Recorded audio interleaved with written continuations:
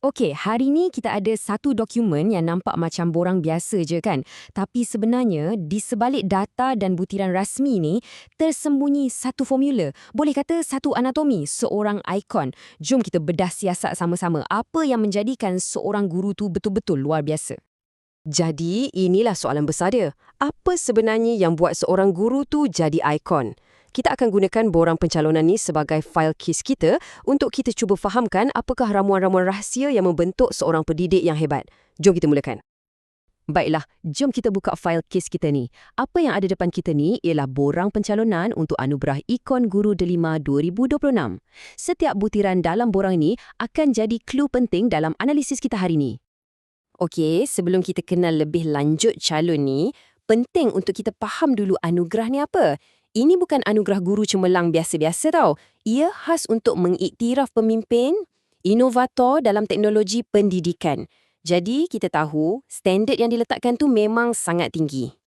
Sekarang, masanya untuk kita selak fail ni dan tengok butiran-butiran penting subjek kita. Siapakah gerangan guru yang dicalonkan untuk anugerah berprestij macam ni?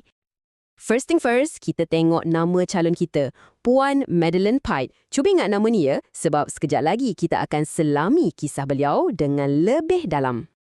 Usia beliau 55 tahun. Ini dah bagi kita sedikit gambaran tentang pengalaman dan kematangan yang mungkin dah terkumpul sepanjang kerjaya beliau. Dan jawatan dia, Guru Perpustakaan dan Media. Peranan ni nampak macam biasa, tapi sebenarnya ia sangat-sangat penting dan akan jadi kunci kepada keseluruhan cerita di nanti. Dan yang ini, tempoh perkhidmatan beliau, 28 tahun. Cuba bayangkan sekejap, hampir 3 dekad. Ini bukan lagi sekadar satu kerjaya, ini dah jadi bukti satu komitmen seumur hidup terhadap dunia pendidikan. Okey, kita dah tahu latar belakang asas dia. Sekarang, macam mana pula dengan perjalanan kerjaya beliau selama 28 tahun tu? Apa yang membentuk beliau? Jom kita tengok garis masanya.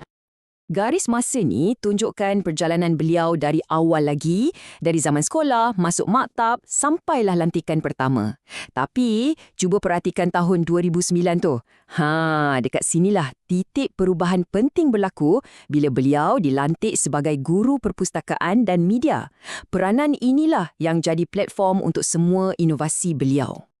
Okey, latar belakang dah jelas. Sekarang kita masuk bahagian paling menarik. Kita nak kaji bukti-bukti kukuh impak yang dia dah tinggalkan. Di sinilah data mula bercerita. Data pertama yang kita tengok, markah prestasi tahunan. Cuba perhatikan corak dia. 3 tahun berturut-turut, markah dia sentiasa lebih 91%. Ini bukan nasib baik tau. Ini adalah bukti konsistensi dan kualiti kerja pada tahap yang sangat tinggi. Seterusnya, kita tengok skop impact dia. Luar biasa kan? Visual ni tunjukkan yang pengaruh dia bukan setakat dalam pagar sekolah. Ia meluas dari peringkat antarabangsa sampailah ke komuniti setempat. Maknanya, beliau menyumbang di setiap peringkat. Dan ini dia bukti hitam putih. Pengiktirafan yang konkret, bukan cakap-cakap kosong, tapi anugerah yang dia dah terima di setiap peringkat. Sekolah, daerah, negeri dan juga perkhidmatan. Semua ni mengesahkan kualiti kerja beliau secara rasmi. Nombor dah ada, anugerah pun kita dah nampak. Memang mengagumkan. Tapi itu semua cuma sebahagian daripada cerita. Sekarang, kita sampai ke jantung file kes ni. Kenyataan peribadi beliau sendiri yang mendedahkan apa faktor wow dia yang sebenar. Dengar betul-betul frasa ni. Bukan sekadar mengadaptasi, malah memacu transformasi. Nampak tak beza tu? Ini adalah pemikiran seorang pemimpin, bukan seorang pengikut. Visi beliau bukan untuk diri sendiri, tapi untuk mengangkat lebih 1,000 orang murid dan guru masuk ke era digital, terutamanya dalam literasi AI.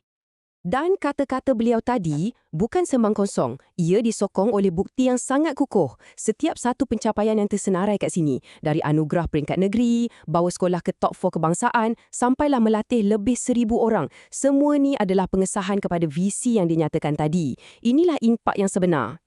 Jadi, selepas kita dah teliti keseluruhan file kes ni, dari A sampai Z, apakah kesimpulan yang boleh kita buat? Apa sebenarnya yang menjadikan guru ini seorang ikon? Jadi, inilah rumusan akhir kita. Anatomi seorang guru ikon macam Puan Madeline ni terbina daripada 4 elemen teras. prestasi cemerlang yang konsisten, impak yang melangkaui batas bilik darjah, semangat untuk memacu inovasi dan yang paling penting sekali, komitmen untuk memperkasakan orang di sekelilingnya. Lepas kita dengar kisah seorang guru yang sangat luar biasa ni, ia buat kita terfikir kan? Cuba ambil masa sejenak dan renung kembali. Dalam hidup anda sendiri, siapakah guru yang pernah meninggalkan impak yang berkekalan? Siapakah guru yang menjadi ikon dalam kisah hidup anda?